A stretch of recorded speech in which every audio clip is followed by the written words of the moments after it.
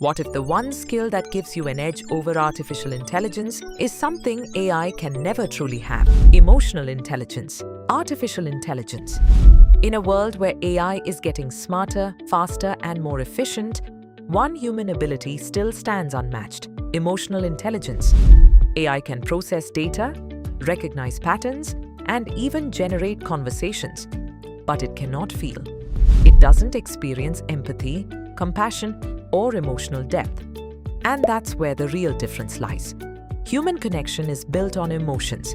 Whether it's leadership, parenting, or relationships, people respond to how you make them feel, not just what you say.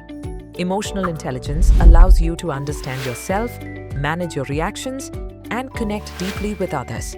It helps you read between the lines, sense unspoken emotions, and respond with empathy. AI can give answers, but it cannot build trust. It can simulate conversation, but it cannot create genuine connection. It can analyze behavior, but it cannot understand the human heart. In moments of conflict, uncertainty, or vulnerability, people don't turn to machines. They turn to people who understand them. As technology continues to evolve, technical skills may become automated, but emotional skills will only become more valuable.